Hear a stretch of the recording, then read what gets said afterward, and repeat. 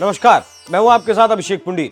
22 जनवरी का दिन वो दिन था जब 500 सालों की लंबी लड़ाई के बाद अयोध्या में भगवान राम की प्राण प्रतिष्ठा हुई। इस तारीख पर हिंदुस्तान की ही नजरें नहीं थी बल्कि दुनिया की निगाहें अयोध्या पर टिकी थी। उस दिन भगवान राम की प्राण प्रतिष्ठा हुई। राम भक्तों ने भगवान राम के दर्शन किए, लेकिन ये सिलसिला यही नहीं रुका। उसके बाद अबू धाबी में भव्य मंदिर का निर्माण हुआ। प्रधानमंत्री मोदी वहां भी मुख्य अतिथि थे, जिसकी चर्चा खूब हुई। लेकिन अब एक और मंदिर की चर्चा है और ये चर्चा जुड़ी है पाकिस्तान से, क्योंकि इसी दौरान पाकिस्तान से भी राम मंदिर बनने की खबर आ रही है। जी हां, आपको यकीन नहीं होगा, लेकिन यही सच है। भले ही यह मंदिर अयोध्या और अबू धाबी के मंदिरों की तरह बड़ा और भव्य नहीं है, लेकिन पाकिस्तान के हिंदुओं के लिए बहुत मायने रखता है। और उस पाकिस्तान में राम मंदिर बनना, जहां हिंदुओं को जूते की नोक पर रखा जाता है, जिस पाकिस्तान में लगातार हिंदुओं का शोषण किया जाता है और जो पाकिस्तान भारत और हिंदुओं के नाम से ही चिढ़ जाता है, वहां भगवान राम का मंदिर बनना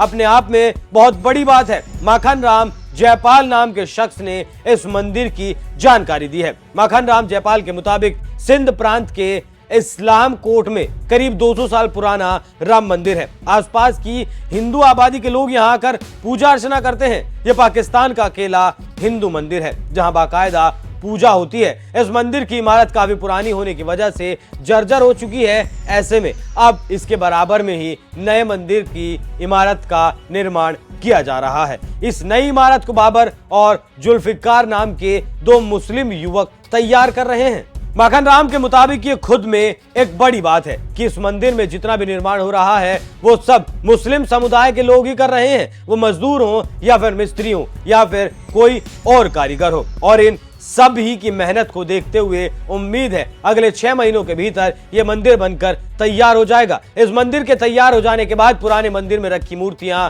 नए मंदिर में रख दी जाएंगी। मूर्तियों को पूरे विधि विधान के साथ विराजमान किया जाएगा। इस मंदिर में भगवान राम, माता सीता, लक्ष्मण की मूर्तियां हैं, मतलब पूरा राम परिवार मौजूद है। साथ ही भगवान शिव की मूर्ति भी स्थापित की जाएगी। मतलब आने वाले 6 महीनों में पाकिस्तान में भगवान राम का एक भव्य मंदिर बनकर तैयार हो जाएगा। मंदिर को तैयार कर रहे बाबर का कहना है कि वो इससे पहले मंदिर इस्लाम कोट के संत नेनुराम आश्रम भी बना चुका है। इस आश्रम की भी पाकिस्तान के हिंदुओं में काफी मान्यता है। यह आश्रम करीब 10 एकड़ में फैला हुआ है। हालांकि ऐसा नहीं है कि पाकिस्तान में हिंदू मंदिर नहीं है या फिर बचे नहीं। पाकिस्तान में भी आजादी से पहले सैकड़ों हजारों मंदिर थे और है भी, लेकिन इनकी कोई देखरेख नहीं कर पाता, इसलिए वो जर्जर हालत में पहुंच चुके हैं। और देखरेख क्यों नहीं कर पाते, इस बात को बताने की जरूरत नहीं है, क्योंकि जिस पाकिस्तान में हिंदू को 2 जून की रोटी ढंग से नसीब नहीं होती,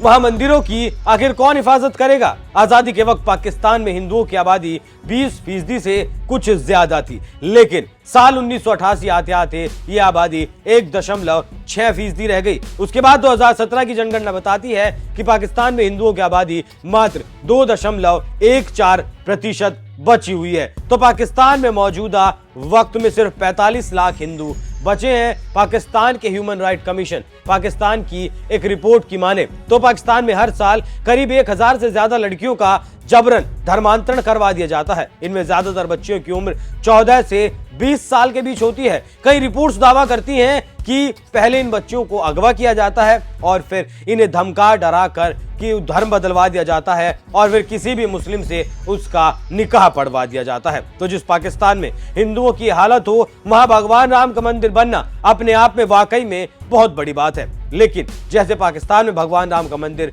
बन रहा है, उस पर आपकी क्या राय है? अपनी राय हमें कमेंट कर जरूर बताएं। नमस्कार।